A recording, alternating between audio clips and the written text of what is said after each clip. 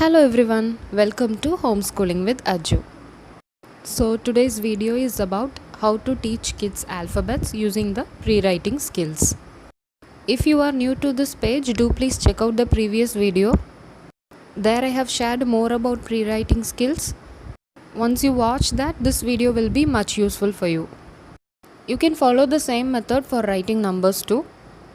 Before getting into writing, letter identification and number identification is very much important for the kids.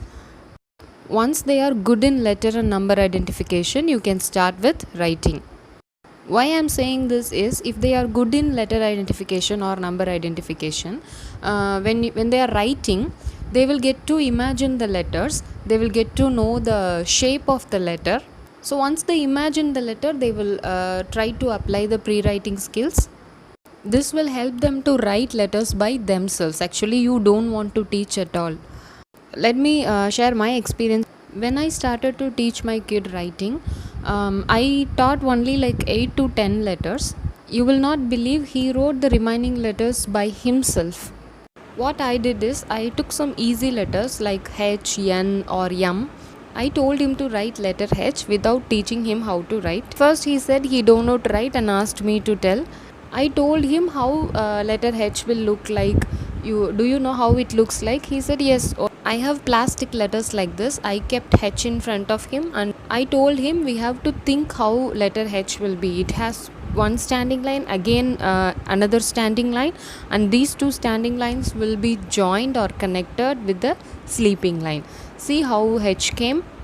Then he got the idea and started to write by himself, even without the letters. So this is why I am saying letter identification and number identification are very much important before starting to write. Few letters like G, J, what else? W, these are a little difficult for them. There you can help them how to write that. This is all about the first point. If you want me to make a separate video on how I taught each and every letter, please tell me in the comment section so that I can make a video. Now the second important thing is, every time you teach them something, relate that to their real life. Especially relate that to their favorite thing, only then they can grasp it very quick. For example, in the pre-writing skills, I have told about this right curve and left curve. Actually, children doesn't know what a curve is. They can memorize it as a word, but they cannot fully understand what a curve is. And how I taught this curve to my child is, he loves bubbles very much. So I related this curve to bubble. I told this is a right bubble and this is a left bubble. He loves the bubbles very much, so he grasped this concept very easily. Even in the pre-writing skills, when I told you to make the worksheet, there you can add their favorite things like a man on one side and the boat on the other side, connecting with dots. You can tell them this man has to board the boat. You just help him by tracing the dots.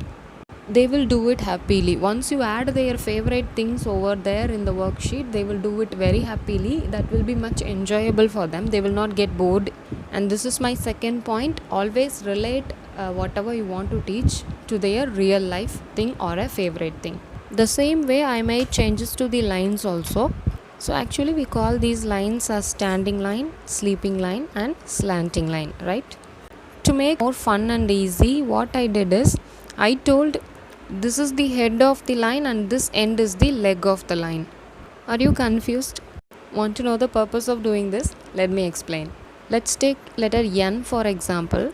How they will write it? First they will draw a standing line, again another standing line, now a slanting line. Here they will get confused. From which end to which end they have to draw the slanting line. Here I use that head and leg concept. I will say that join the head of this standing line to the leg of this standing line.